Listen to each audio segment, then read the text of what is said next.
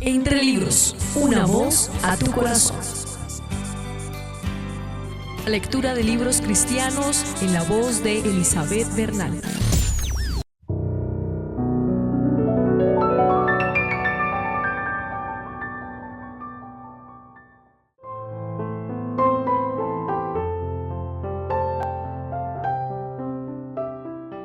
Dios les bendiga, queridos oyentes, bienvenidos a su programa Entre Libros.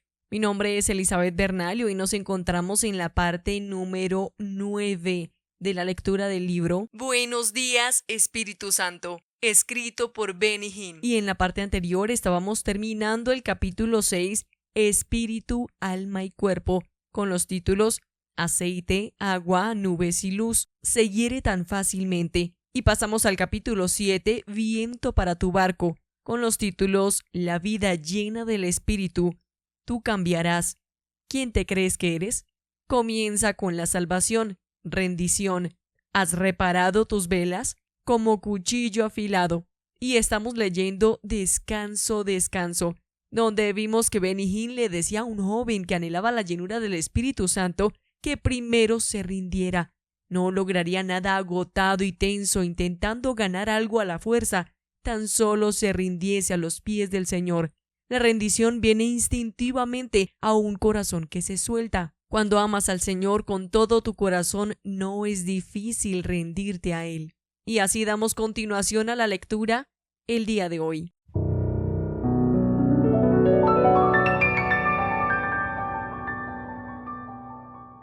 Hubo un tiempo años atrás cuando yo dudaba de su amor. Nunca olvidaré eso.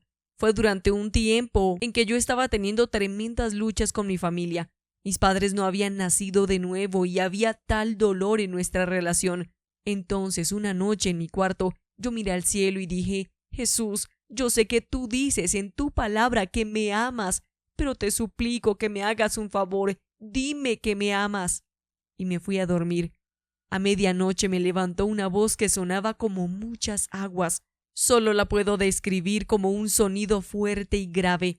Luego una voz audible que venía de un lugar indefinido y sin embargo parecía que venía de todas partes a la vez. Comenzó a hablar sobre el torrente de las aguas. Yo oí una voz tan clara como ninguna que jamás haya oído que decía: Te amo, te amo. Era la voz de Jesús. En ese momento las paredes de mi cuarto parecían estremecerse. Yo estaba asustado porque la presencia del Señor era tan singular, pero desde aquel momento nunca he cuestionado su amor. Yo creo que Él nos da tales experiencias cuando las necesitamos, no cuando las deseamos. Muchas veces estoy en mi cuarto y no digo una palabra, guardo silencio completo. Estoy seguro de que tú has experimentado ocasiones cuando no necesitabas decir palabra alguna para asegurar a alguien de tu amor. Hay ocasiones especiales entre dos personas que si solo se hiciera un sonido, un momento inolvidable se perdería. El silencio es a menudo el mejor idioma. Tantas veces he estado en mi cuarto y de repente las lágrimas han llenado mis ojos. Un afecto y belleza inexplicable saturan la atmósfera mientras Él comienza a llenarme nuevamente. ¿Qué pasó? ¿Qué hice yo? Realmente nada, sino estar en su presencia con una rendición interior. Pero lo que comenzó en una quietud perfecta, continuó con adoración que yo no deseaba terminar. Cuando te llenas del Espíritu de Dios continuamente, tu vida de oración adquiere una dimensión que nunca pensaste fuera posible. Para experimentar las brisas refrescantes del Espíritu que llenan tu corazón de alabanza, necesitas entender cómo acercarte al trono de Dios en oración. Paso a paso. Hay 7 pasos precisos en la oración. El primer paso es confesión. Comienza por reconocer quién es Dios. Abraham lo llamó Jehová Dios Altísimo, creador de los cielos y de la tierra. Génesis capítulo 14, verso 22. Empieza por declarar el poder del Todopoderoso. Elías comenzó su oración en el monte Carmelo. Jehová Dios de Abraham, de Isaac y de Israel. Primera de Reyes capítulo 18, verso 36. Si deseas que el fuego caiga, comienza confesando quién es Dios. El siguiente nivel de oración es súplica. Simplemente sean conocidas vuestras peticiones delante de Dios. Desafortunadamente, este es el paso donde muchos pasan demasiado tiempo. Su vida completa de oración parece estar concentrada en necesidades y deseos. Por supuesto, tus problemas personales son dignos de la atención de Dios, pero cuando los has compartido, no es tiempo de decir amén. Lo mejor está todavía por venir. El tercer paso, y uno que me gusta, es adoración. Debe ser un tiempo de absoluta belleza y adoración. Amándolo, adorándolo. Se puede comenzar con las palabras: Jesús, yo te amo. De repente sientes la presencia del Espíritu Santo y 2 horas más tarde miras al reloj y dices: no puedo creer que el tiempo se haya ido tan rápido. Es tan real, tan vivo. Cuarto, hay un tiempo de intimidad. Es demasiado amado, demasiado sagrado, demasiado hermoso para describirlo. Ha habido ocasiones cuando profundo en la oración he sentido como si alguien estuviera parado allí, pasando su mano por mi frente. Era como si el Señor me estuviera diciendo: gracias, estoy tan contento de estar contigo. Recuerda, el Espíritu Santo nunca te presionará. Él no pone demandas y estipulaciones en tu vida de oración, pero si tú dices: ayúdame a orar, Él está listo para responder. Ha habido ocasiones en mi vida que en este nivel mi oración ha continuado por horas, pero la intimidad no es el lugar para comenzar. Tampoco es posible correr a través de los primeros pasos para llegar a este punto. El quinto nivel de oración es intercesión. Jesús dijo que el Espíritu nos revelaría las cosas, y eso fue lo que me ocurrió a mí. Cuando invitas al Espíritu a que te ayude a orar, Él no se concentra en tus necesidades y deseos egoístas. No, el enfoque es hacia afuera.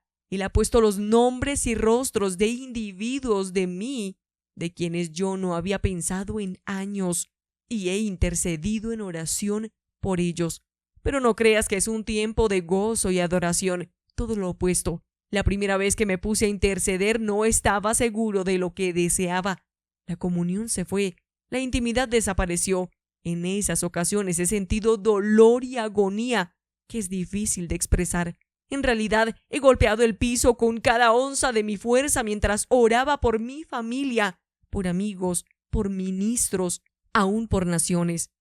Te advierto, es imposible ponerse a interceder de momento. No viene instantáneamente, porque es una asociación con Dios que requiere una relación profunda e intensamente personal. ¿Ves? El Espíritu Santo guía tu vida de oración paso a paso.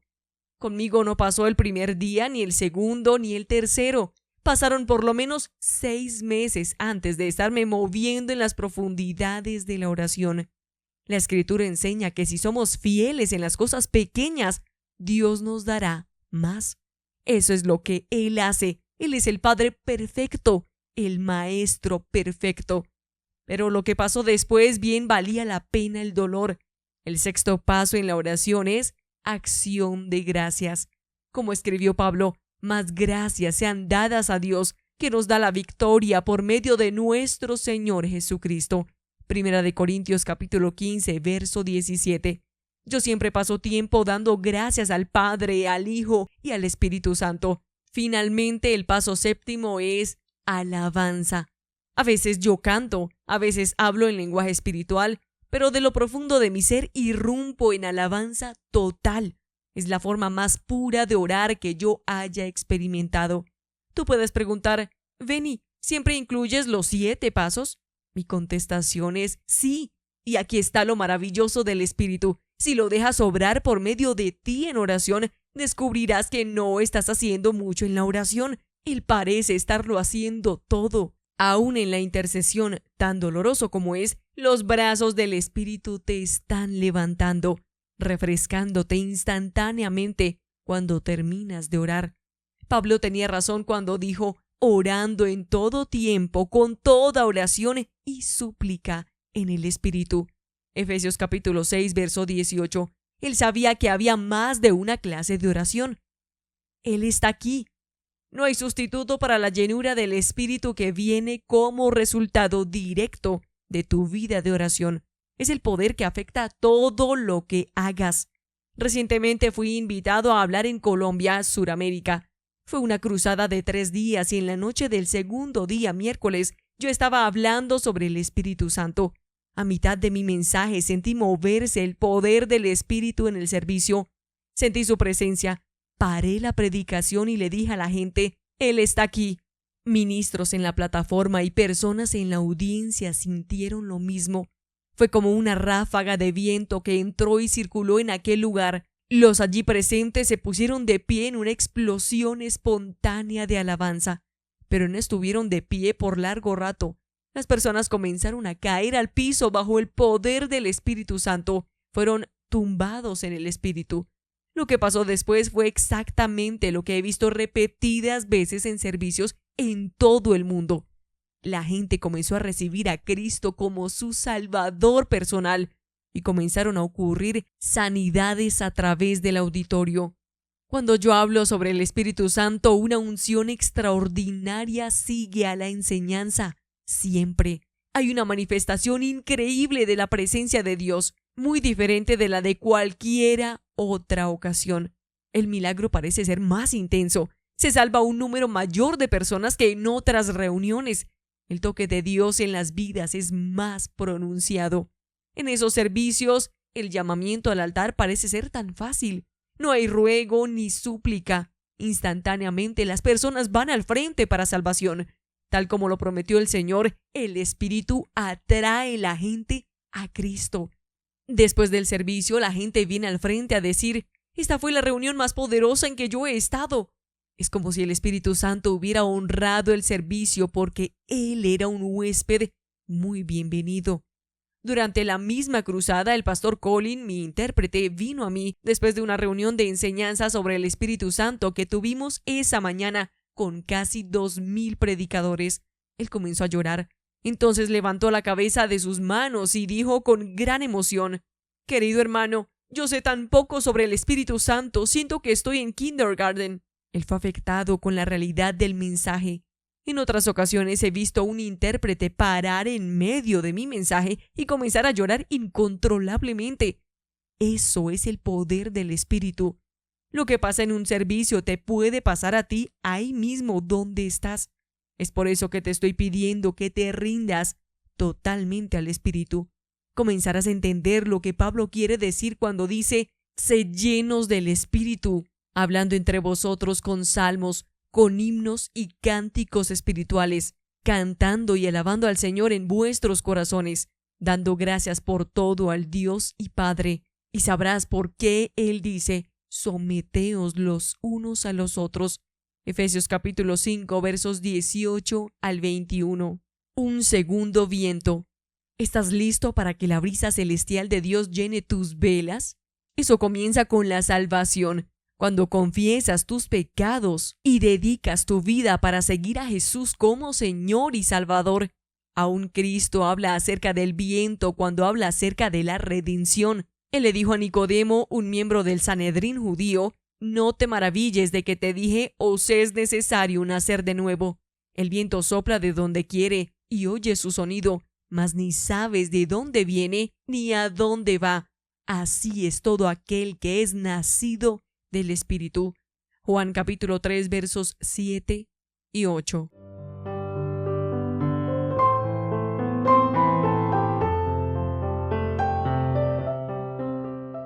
Así como la salvación se describe como un viento, el Espíritu Santo se describe como un segundo viento, un viento de poder. En el día de Pentecostés, de repente vino del cielo un estruendo como de un viento recio que soplaba, el cual llenó toda la casa donde estaban sentados. Hechos capítulo 2 verso 2. El viento del Espíritu está soplando y es poderoso. Es un poder que pone tu vida en acción. Es hora de echar a navegar tu barco. Levanta la vela y comienza a llenarte. Llenura continua con el viento del Espíritu Santo. Capítulo 8. Una entrada poderosa. ¿Cómo podía ser? Yo le había dado mi vida al Señor y estaba luchando por vivir la vida cristiana. Cuando pienso en lo que me está pasando ahora parece imposible. En febrero de 1972, después de la experiencia del nuevo nacimiento, yo sabía que mi corazón había sido limpiado, pero las dificultades que enfrentaba eran innumerables. Había conflictos en el hogar, indecisiones acerca de mi futuro y una estimación propia tan baja como el piso debajo de mis pies. Oh, cómo luchaba con mi vida. Era aún difícil en ocasiones darle todo mi amor al Señor. Yo tenía tantas preguntas urgentes. Entonces, 2 semanas después fui llenado del Espíritu. Esperaba el cielo en la tierra desde aquel momento en adelante. Pero no sucedió así. Mis luchas día a día continuaban. Ciertamente había grandes momentos de gozo y entusiasmo, y yo no hubiera cambiado mi experiencia espiritual por todo el petróleo de Arabia Saudita. Pero muy profundo adentro me roía una pregunta que me perseguía mes tras mes. ¿Es eso todo lo que hay?, me preguntaba. La pregunta no se iba. ¿No tiene el Señor algo más para mí? Entonces, a medianoche, una noche fría de diciembre, alrededor de 2 años después que conocí a Cristo, sucedió. Estando en mi cama en Toronto, el Espíritu Santo entró poderosamente en mi cuarto. Yo lo sentí como una descarga eléctrica y una manta tibia a la vez. Me tomó 2 días para darme cuenta del significado de lo que había pasado. Mi lucha había terminado. Había encontrado la simplicidad de la vida cristiana, una relación personal con el Espíritu Santo. Hoy mi corazón todavía está apesadumbrado, pero por una razón enteramente diferente. Estoy profundamente angustiado porque millones de cristianos nunca han recibido ni siquiera una pizca de lo que Dios tiene para ellos. Se están perdiendo la mejor parte y nunca sabrán cuán maravilloso realmente es el caminar con Cristo hasta que descubren la tercera persona de la Trinidad. Él es el que nos ayuda en la lucha. No más luchas. Desde el momento en que el Espíritu Santo vino a mi vida, no tuve que batallar más contra mis adversarios. Ellos todavía estaban allí, pero la pelea y la preocupación parecían desvanecerse. Lo que me pasó fue lo mismo que le fue dicho a Israel siglos atrás por medio del profeta Ezequiel. Cuando vivían en un tiempo de agitación política, les fue dicho por el Señor: «Os daré corazón nuevo, y pondré espíritu nuevo dentro de vosotros, y quitaré de vuestra carne el corazón de piedra, y os daré un corazón de carne, y pondré dentro de vosotros mi espíritu, y haré que andéis en mis estatutos, y guardéis mis preceptos, y los pongáis por obra». Ezequiel capítulo 36, versos 26 y 27. Todavía hoy existe el problema. Millones de personas están luchando diariamente por guardar las leyes de Dios y están perdiendo la guerra porque no entienden el plan de batalla del Padre. Su estrategia no podría ser más concisa. «Pondré mi espíritu dentro de vosotros», dice el Señor. ¿Y por qué es ese su plan? Él desea hacer que de lo profundo de tu corazón andéis en estatutos. Él desea hacer fácil el guardar sus leyes. ¿Encuentras difícil guardar los mandamientos de Dios? No te sientas del todo solo. Es totalmente imposible triunfar por ti mismo. Y Dios no espera que lo hagas. Necesitas ayuda. ¿Pero a quién vas a recurrir? Dios el Padre está en el cielo y también Dios el Hijo. Tú necesitas un amigo aquí y ahora mismo. Y la persona de la Trinidad que está morando en la tierra es el Espíritu Santo. Él es a quien tú necesitas desesperadamente conocer. Si haces una encuesta y le preguntas a la gente qué es lo que más desean de Dios, la contestación más probable sería: «Yo deseo que Dios se agrade de mí». Y eso es lo que Dios le prometió al profeta Ezequiel. Dios le dijo: «Ni esconderé más de ellos mi rostro, porque habré derramado de mi espíritu sobre la casa de Israel». Ezequiel capítulo 39, verso 29. Desde el momento en que el Espíritu Santo viene a ser parte de tu vida, Dios comenzará a mirar en tu dirección. Su rostro comenzará a brillar sobre ti. El gran deseo del Padre es que tú lo recibas, que seas lleno de Él y tengas comunión con Él. Eso lo hace feliz. Comienza a leer el libro de los Hechos y conocerás lo que Dios había planeado. Los apóstoles tenían una tremenda relación con el Espíritu Santo y la evidencia está escrita en cada página. Pero quizás lo más inspirador es que los hechos continúan realizándose aún hoy. Si la obra milagrosa del Espíritu Santo estuviera toda escrita, no habría una biblioteca lo suficiente grande para contener los volúmenes. Lo que pasó en el aposento alto no debió haber sido sorpresa.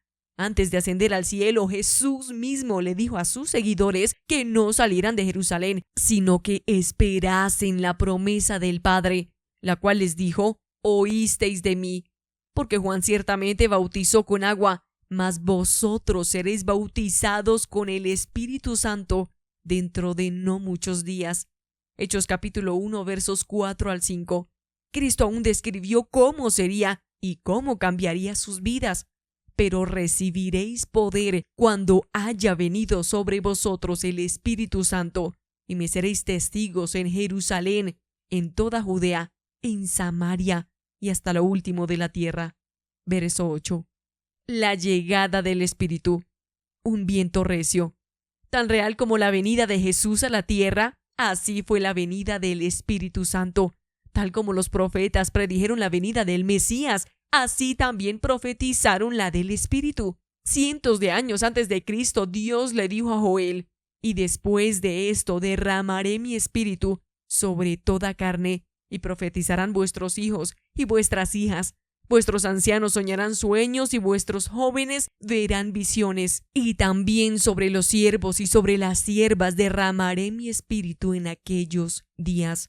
Joel capítulo 2, verso 28 y 29. El Espíritu Santo vino. ¡Y qué entrada tan poderosa! El sonido de un viento estruendoso, lenguas de fuego, una demostración del poder de Dios. Su llegada a la tierra no fue menos que espectacular. Cuando llegó el día de Pentecostés, estaban todos unánimes juntos, y de repente vino del cielo un estruendo como de un viento recio que soplaba, el cual llenó toda la casa donde estaban sentados, y se les aparecieron lenguas repartidas como de fuego, asentándose sobre cada uno de ellos, y fueron todos llenos del Espíritu Santo, y comenzaron a hablar en otras lenguas, según el Espíritu les daba que hablasen. Hechos capítulo 2 versos 1 al 4. Fue exactamente como lo había profetizado Isaías. En lengua de tartamudos y en extraña lengua hablará. Isaías capítulo 28 verso 11. Ahora bien, cuando Jesús nació, el momento se caracterizó por paz y quietud. Fue una hermosa noche en Belén, tan clara que los pastores no tuvieron dificultad de llegar al pesebre. ¡Qué contraste con el ruido poderoso que acompañó la llegada del Espíritu Santo! Creó tal clamor en Jerusalén que, hecho este estruendo, se juntó la multitud y estaban confusos. Hechos capítulo 2, verso 6. Yo solía pensar que la frase hecho este estruendo quería decir que alguien estaba corriendo alrededor de la ciudad diciendo: vengan a ver lo que está pasando.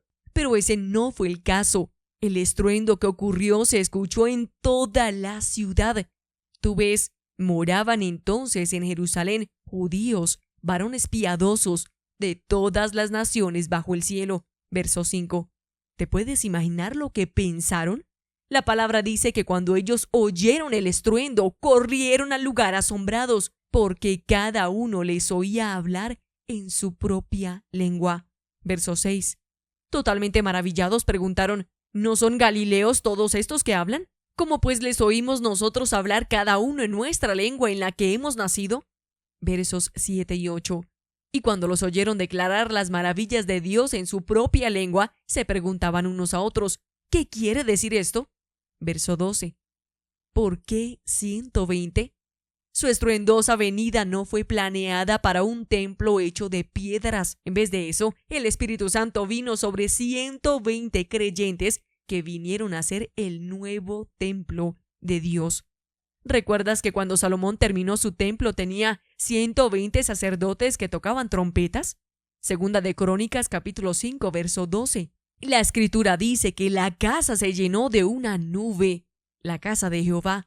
Y no podían los sacerdotes estar allí para ministrar por causa de la nube, porque la gloria de Jehová había llenado la casa de Dios. Versos 13 y 14. Sucedió otra vez en el aposento alto. 120 se reunieron y el Espíritu del Señor llenó el templo. porque 120 es el número que cierra la edad de la carne y abre la edad del espíritu. En Génesis, donde Noé estuvo construyendo el arca por 120 años, terminó la era de la carne. Dios dijo: no contenderá mi espíritu con el hombre para siempre, porque ciertamente él es carne, mas serán sus días 120 años. Génesis capítulo 6, verso 3. Es precisamente por este propósito que el Señor reunió los 120 en Pentecostés, para que Dios, el Espíritu Santo, pudiera actuar entre las naciones. Esto marcó el principio de la edad del Espíritu. Los observadores no podían entender qué estaba pasando. Algunos se burlaron diciendo: están llenos de mosto. Hechos capítulo 2, verso 13.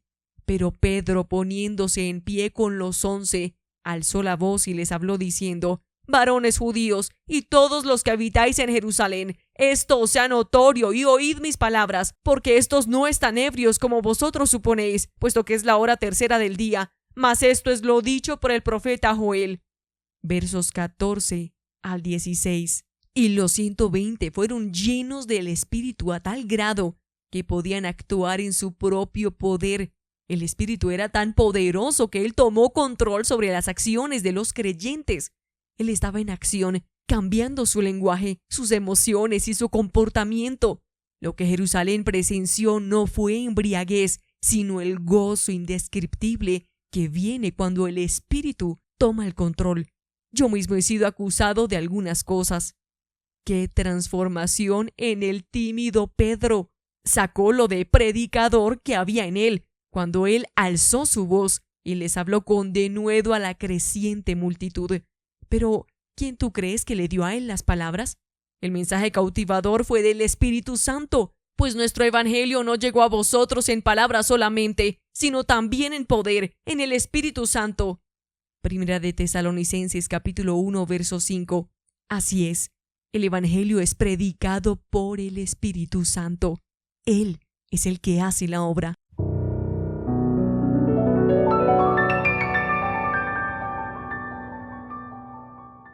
Y hasta aquí la lectura por el día de hoy, queridos oyentes. Una revolución para el creyente llegó cuando descendió la tercera persona de la Trinidad, el Espíritu Santo, y está al alcance de usted y de mí todo su poder para vencer, ser usados por él y cumplir el gran mandato en estos últimos tiempos.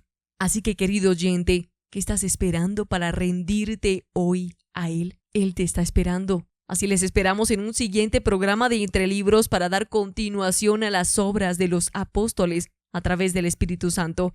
Deseamos Dios les bendiga.